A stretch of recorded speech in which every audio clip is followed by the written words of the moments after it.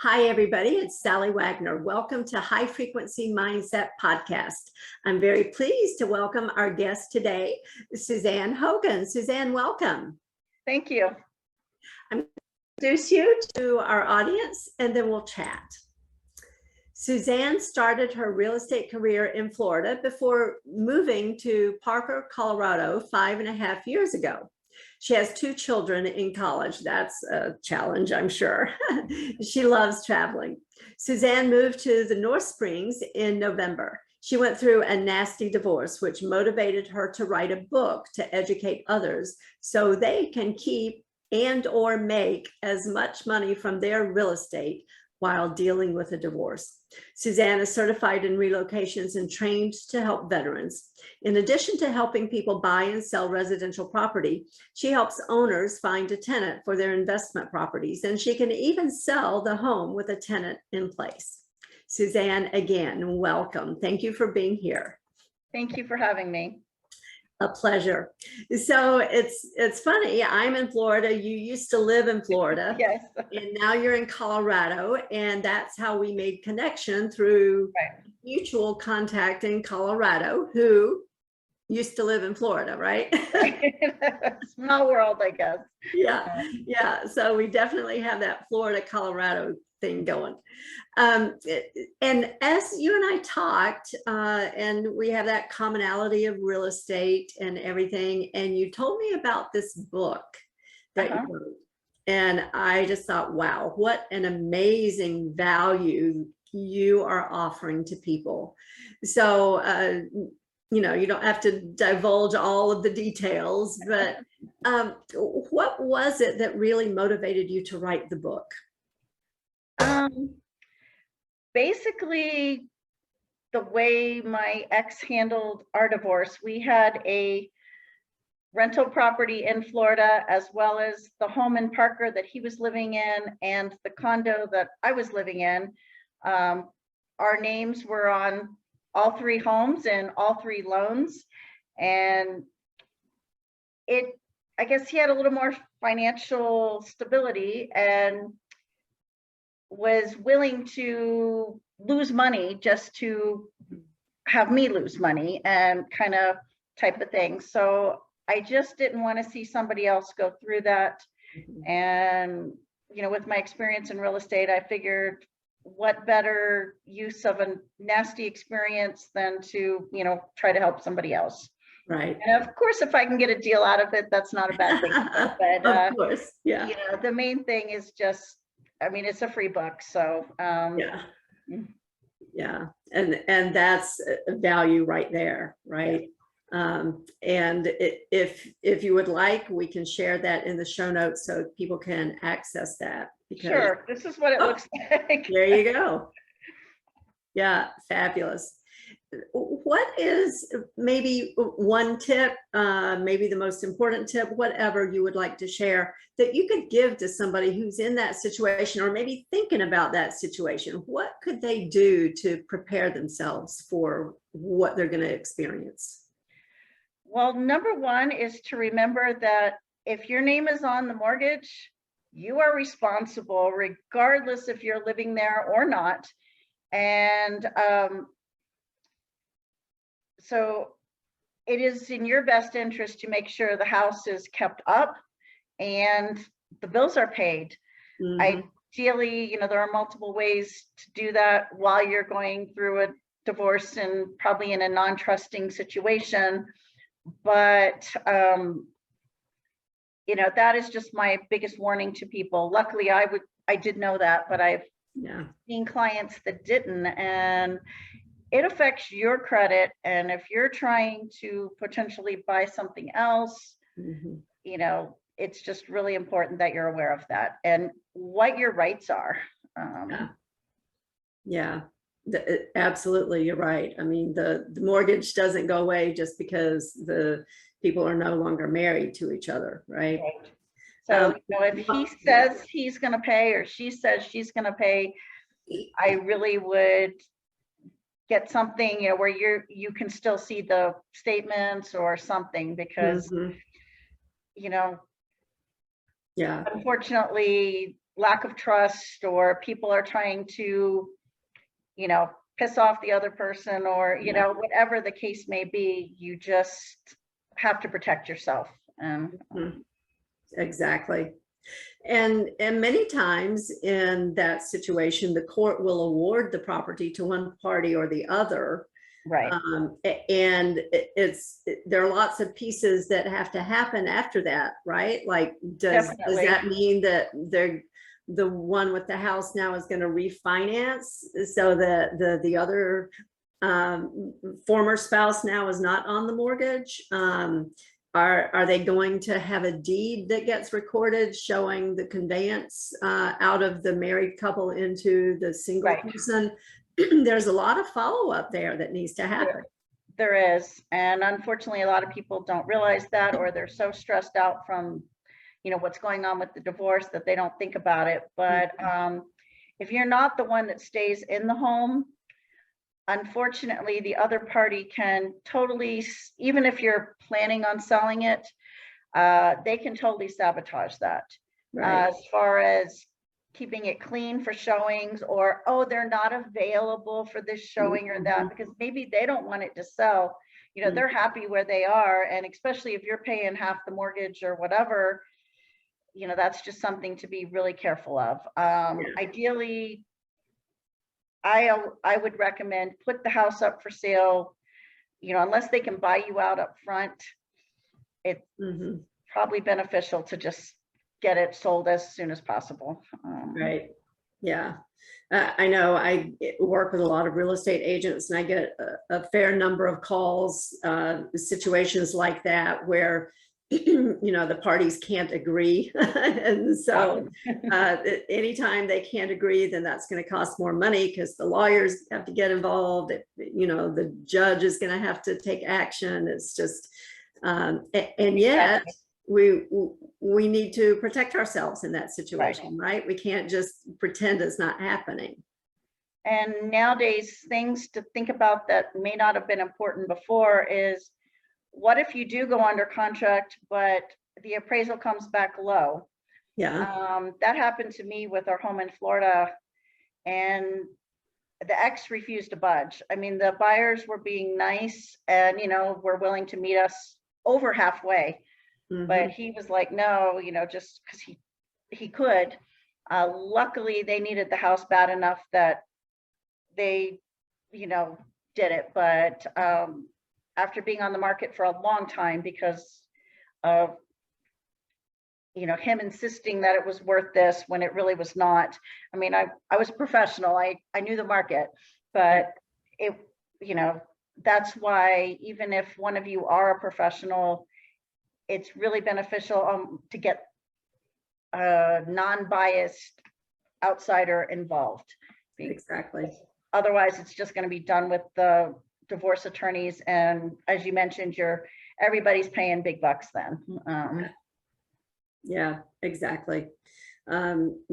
So I think the lesson in all that is, to the extent possible, keep the emotions out of it, right? Definitely. Deal with it as a business. My colleague and I like to say, in the absence of knowledge, emotion rushes in to fill the gaps. And it's perhaps, as a professional as you are, it's easier to come from a place of knowledge. Somebody who's not in that same position, they don't have the knowledge, and it's going to involve a lot of emotion. Exactly. That's what kind of one of the reasons that led me to the book. So I'm like, if I was taken advantage of, so to speak, and, you know, could only fight so much. And I knew, I mean, I was knowledgeable about the market. I knew, you know, a lot about real estate and everything. But so as you mentioned, an outsider could totally be swayed by emotion and, you know, so forth. And that's something too, make sure you talk to a real estate person and get an evaluation of the property. Don't just let the other person tell you, oh, it's worth 400,000.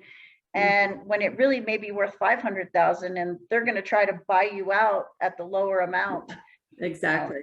It may be worth paying an appraiser to come out and actually do an official appraisal if you both can't agree on, what the realtors are giving you, estimates for the home. Right, exactly. Excellent suggestions. What's another tip that you could share with people? You mentioned about the mortgage, which is a huge thing, right? Yeah. Because credit issues will follow you for a long, long time. Exactly. And if you're hoping to buy something else, if you have a current late pay, that's a major no-no. Yeah. I would kind of go back to finding a non-biased representative. Don't use his best friend who's a realtor unless you can trust them, or vice versa. Her connections.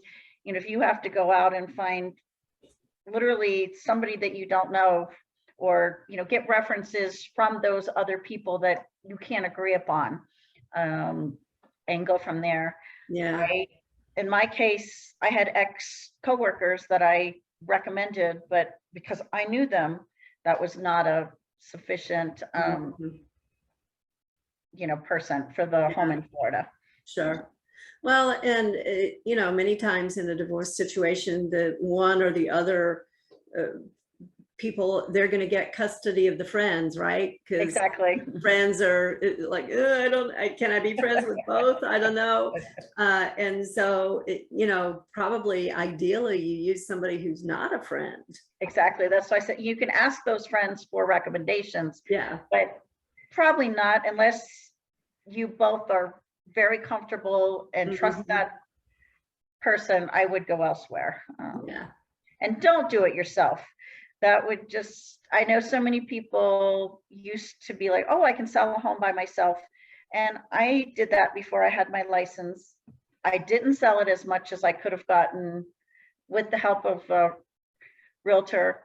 And second, if you're going through a divorce and all the stress that's involved with that, you don't need the added aggravation of selling your home by yourself. Yeah, exactly. I mean, just think about it. Are you doing your own divorce? Are you Exactly. representing yourself pro se? Or I guess that's redundant, but so why would you sell your house yourself? Yeah, and yet people do, right? I just talked to a FSBO a little bit ago. So all kinds of things, but excellent advice. We want to be able to rely on professionals, right? Because it's a very stressful situation, to put it mildly. Exactly. And why add even more stress when you are contemplating doing something that you have very little knowledge about, right? Yeah. Yeah. Yeah. Can I tease another tip out of you? Can you share something else from your book? Just basically, on that same line, you want to use, professionals for everything. And one thing to be sure of, when with your mortgage, we talked about that, but what about your homeowner's insurance? You want to make sure both your names are on that, because if something were to happen, say there was a fire or whatever, while you were in the process of selling it, if only one party's name is on it, guess who's going to get the money? Yeah. And maybe legally they have to get it to you, but it would just add more complication to things, versus if both your names are on that. And I would recommend that even for parties not in the divorce situation, so you don't have to deal with that down the line. Right. Yeah, because there are all kinds of situations that could arise where that could be a very important issue. Sometimes people's names aren't on the actual mortgage, they are just on the deed. And or if you got it because of community property or things like that, you do want to make sure you're always protected. Yeah, absolutely. And that reminded me again, if the court has ordered, or if the parties have agreed that one party or the other is going to take sole ownership of the house, make sure that deed gets recorded. So, Definitely. you know, talk with your lawyers, make sure they have a follow-up mechanism to ensure that it's going to get done. I believe in some, I mean, this is not my area of practice, so I'm just kind of reporting what I've heard.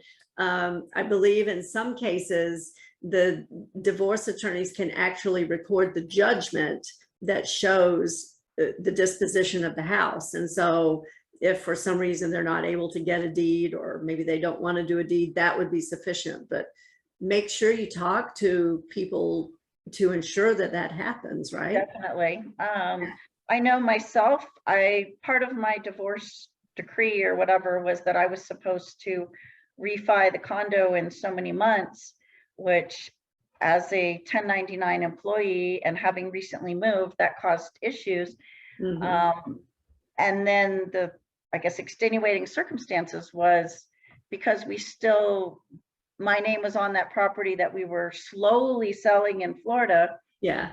That was preventing me from refining.